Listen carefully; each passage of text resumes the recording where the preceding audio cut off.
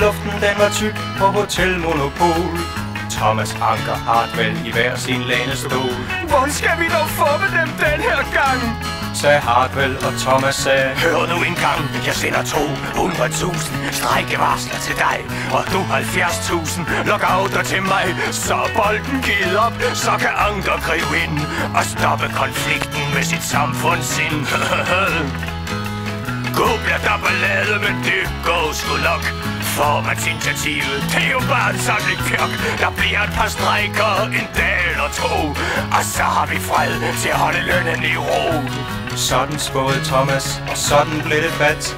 Anker han kom med sit lønstop-diktat. 30.000 strejkede, men ledelsen, hvor var den? Med håret ned ad nakken, der stod igen. Men så kom Uniprint og sagde, Brunlin, Fisk og HT, SAS og Carlsberg står nu B&V.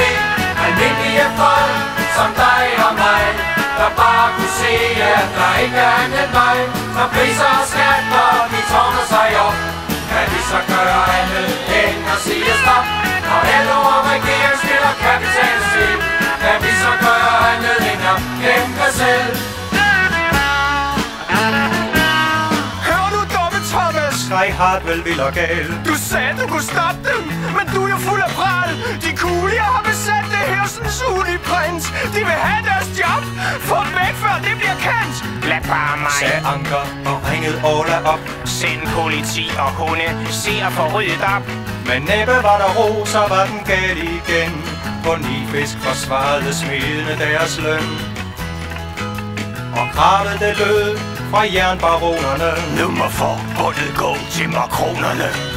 Og fagforeningsformanden tog det første skridt. Jan Andersen han kværnede: Jeres job bliver givet frit. Da ledelsen kom med trussel, ja så var det sket. Og Thomas Anker Hartwell, de grinede så bredt. Men grinet det blev stift, på HT gik det løs. Men min stakkels lønstop, sagde Hartwell og gøs.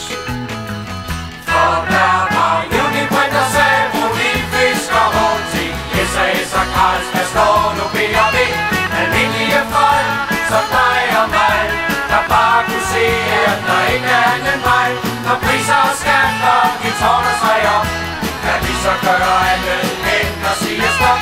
Når LO og regeringen spiller kapitalspil, kan vi så gøre andet end at kæmpe selv. Nej, jernbaronens nattesøvn den blev ikke lang. På B&V gik smedenes blokade i gang. Bunden Nielsen latte situationen under kontrol, men der var dystre miner på Hotel Monopol. Så ringede stærke Paulus: venner, lad nu mig. Vi truer dem på brødjet, og så er der banet vej. I sælger fyresælen, jeg truer med eksklusion. Så fik de også stoppet den aktion,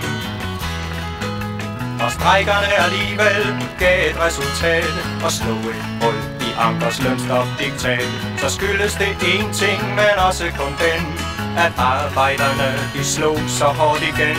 Og det er helt sikkert, fremover vil vi se, at flere og flere de vælger sig en strejkekomité. Når LO har så travlt med at tjene kongkapital, så må vi jo organisere kampen selv. Ja, der var Uniprint og sagde, Brunlin, Fisk og HT, SAS og Carlsberg står nu B&V. Almindelige folk som dig og mig, der bare kunne se, at der ikke er anden vej. Når priser og skatter, de tårner sig op, kan vi så gøre andet